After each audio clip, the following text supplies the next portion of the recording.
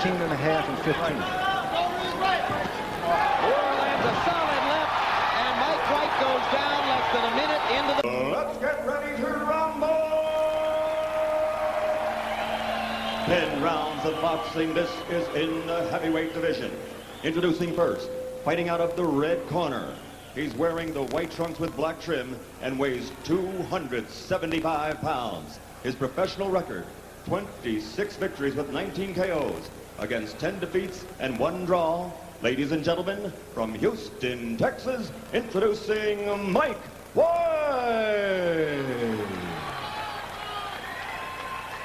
And his opponent across the ring in the blue corner, wearing the Kronk gold colors with burgundy trim. He weighs an even 225 pounds. He has held the WBO title in the light heavyweight division and successfully defended it 9 times. His overall professional record is 26-0, all by knockout victory. Ladies and gentlemen, one of the top-ranked heavyweights in the world today, from the Motor City, Detroit, Michigan, Michael Moorer.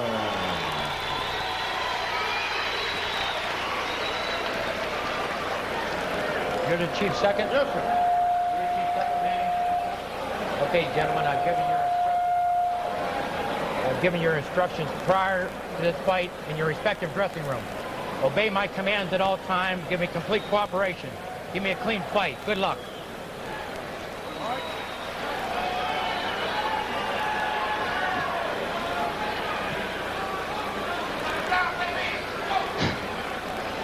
Well, there you saw it. You saw the height difference as they stood and faced each other in the center of the ring. It was a training problem for both fighters because White had trouble finding southpaws to spar against, and Moorer, to say the least, had trouble finding 6'10" guys to spar against. And White has come out unusually positive and aggressive in the fights I've seen him in the past.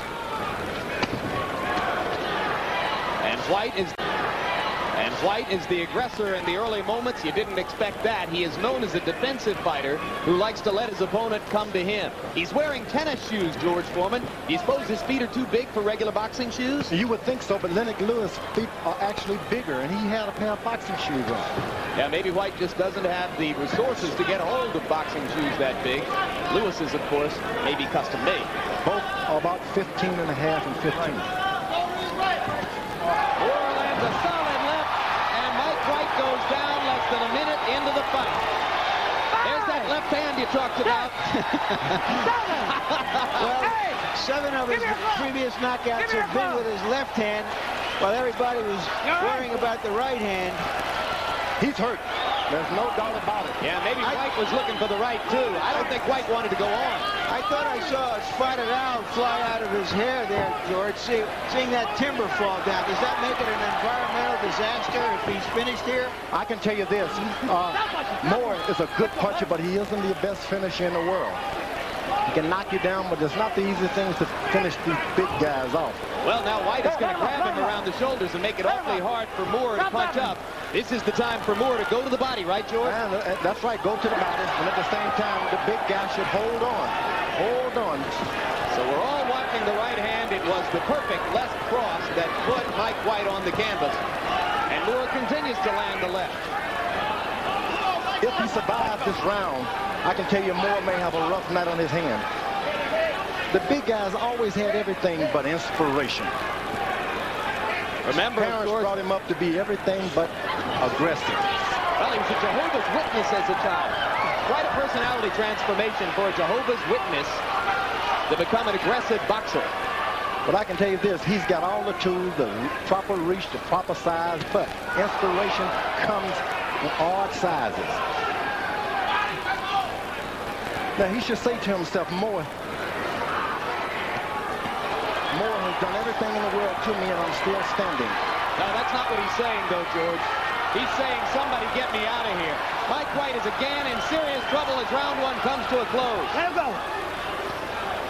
Is the ring big enough for him? Clawing and holding on. If he had not that, it would have been over.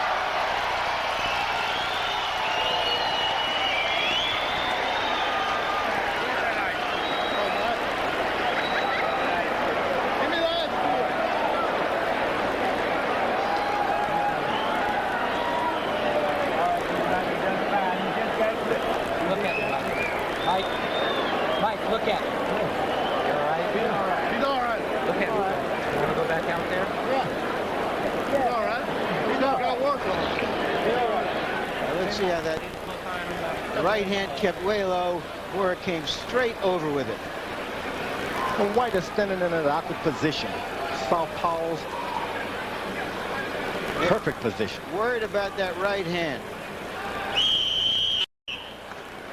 Here you see him come underneath with that right hand. Remember how I said how he would reposition his feet to get leverage in close so that he can use the right hand either as two. I liked your simpler answer earlier, George, when we said, what about him? And you said, well, I can tell you this, he's tall. That we can all agree with. If ever he starts getting that left hand working and lead right hand, this fight could turn. But Moore is such a dynamite puncher. Well, what about Moore's punching power? Now he's starting to lead with a right hand, left hook combination. It's very effective. Right hand, come back with the left hook. You're talking about Moore. The big guy. You're talking about White. Yes. Very effective. He's only hurt when he leads with his left hand. If he can stop leading with his left hand, lead with the right, come back with a hook, he can turn this thing around. I don't think so. I don't think he can turn this around, George. When you It's as though he's being hurt every time Moore lands a power punch. And Moore's throwing a lot of power punches. anytime he starts a right hand combination, he can do some good. I can tell you this because southpaws don't know how to defend against right hand lead and combination hook. Well, there he's listening to you. He threw 2 right hand leads and landed them both. And now Mike White gets the better of it in an exchange in the middle of the ring. Not much power in those punches. Yeah, but they're lead right hands, and that's going to keep that southpaw off balance. Good point. He's using his reach and using the right hand to keep Moore away. He hasn't seen before. That's true. White is so big that he's not going to get stronger as the fight goes on. Moore, it's been schooled properly. Take your time. Try to get 2 or 3 punches together. You can win this thing. Well, I'm surprised to see Michael Moore reduced to 1 punch at a time, while Mike White is the one who throws combinations.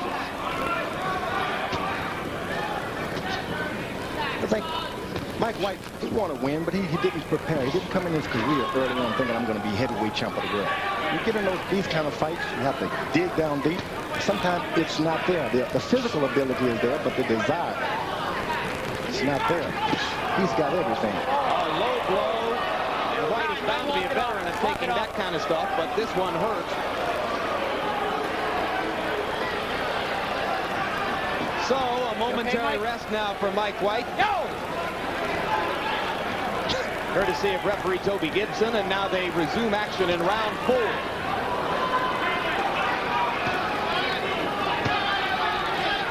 It's a shame. White realized I can win this thing. He just was not prepared for that. What do you see that is making you give up on him already, George? You think he's tired? Yeah, he took over the fight at one point. Took it over, but he just doesn't have. 95 professional fighters turn pro every year. 1 out of 95 say, I'm going to be a winner. Some say, I want a car, I want a home, I want a little cash in the bank. They don't think big. If you think big, you can have it all. Moore, he's dreaming. He's a dreamer. And he's not sleeping tonight either. Well, Moore works in the Kronk Gym in Detroit, where everyone is a dreamer. They spar with champions, they train with champions. They think that way. Mike White has never had a privilege like that. He's got to keep pounding. Moore has got to keep pounding to the body until Mike White decides, hey, I'm going to get low and be his height. Well, before round 5, Emanuel Stewart told Michael Moore to use the jab. He threw it 29 times in the round and landed 21 of them. Mike White threw 18 and landed 3. White bangs with the right hand, and Moore again jabs to the body to try to get inside. Thing that Mike White is doing, when he's ready to go to the body, he looks to the body. The guy can see his eyes. You know, I see this as a fight between a point guard and a power forward, and the point guard's got to drive for the basket. He's got to go right in there. Yeah, he's got to take it to the hoop. He can't stand here and try to shoot his jump shot over Mike White. But White is bagging him up for the first time. If he can only get inspired, that was a great upset tonight.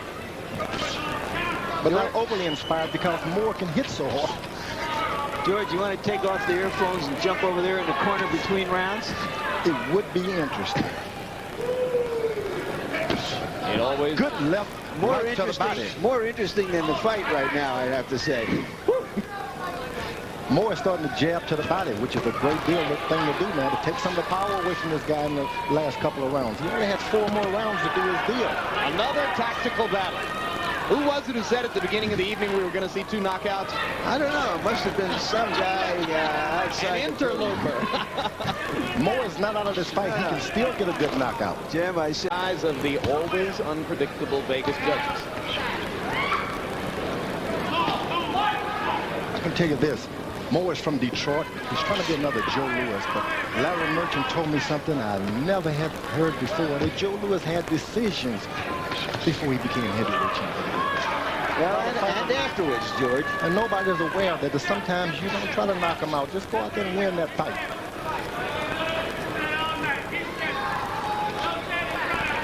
They seem to be embarrassed to win by decision. They want a knockout.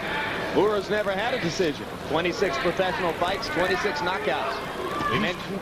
Go ahead. He's still fresh enough to get a knockout. I'm not putting that out of the point. He's fresh. His eyes are clean. Where Mike White's eyes are dim. Ooh, there's a vicious left inside by Moore. The blood starts to flow from White's nose again. You know, my recollection is that Joe Louis fought a couple of real giants, aside from Primo Carnera earlier in his career. A fellow named Abe Simon and Buddy Bear, who was Max Bear's brother. And although I don't recollect the exact result, it seems to me that Louis didn't get to them until late in the fight. Good right hand by Mike White. The first good right hand. Keep going, Larry. And one of them might even have been a decision. I'm not sure. But he had trouble also against these gigantic fighters. The thing about White, when you get a good punch in, don't play around with Moore, because he can surely get you back and get you good. Moore is a magnificent heavyweight. Magnificent. And here comes Moore, banging away as he gets White in trouble again. And the big man goes down. A left-right combination is what started it. Yeah, and White goes toward his own corner. He didn't like the right hand. You see the blood. Referee Toby Gibson's going to let it go. 20 seconds to go in the 7th. Tough assignment for Moore to finish now as White pins him off with that long left arm. Oh! Solid left. And let's see if Gibson's had enough. Nope. Been knocked out in the 8th round or beyond. And that's the kind of finish that Moore is now looking for to keep his record unblemished. He's had a knockout in every pro fight.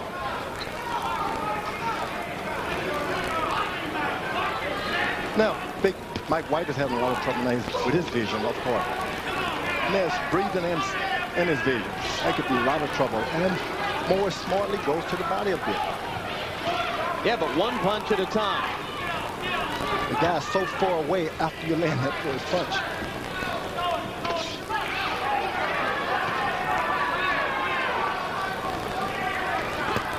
Moore concentrating on jabbing to the body for the last 30 seconds. Trying to get White to come down a little bit so he can set up another right or left to the head. The previous round, he did let a lot of energy go. So he's having to regroup, try to get a second and third win now.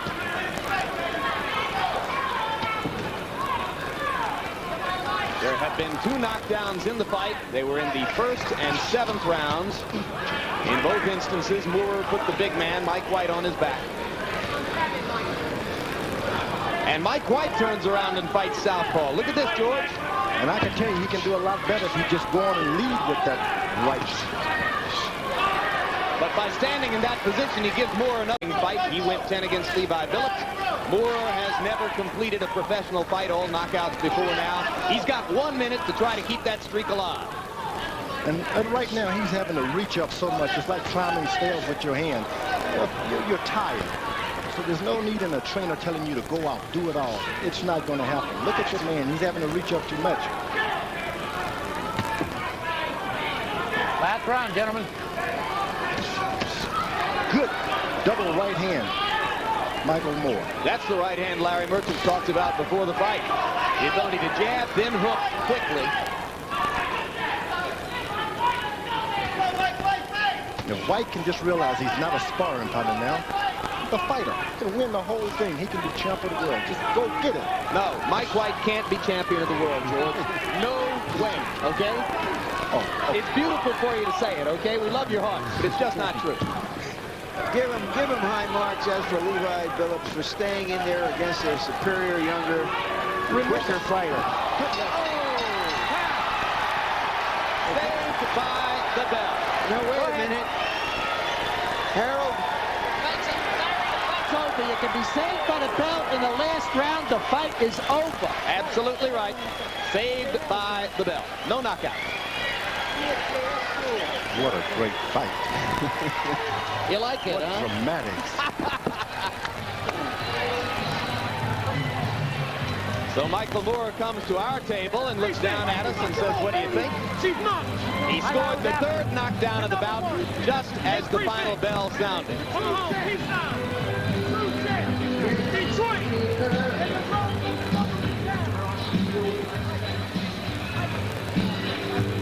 Well, here's how Mike White went down at the end. It was that right hook, George. And let me tell you, it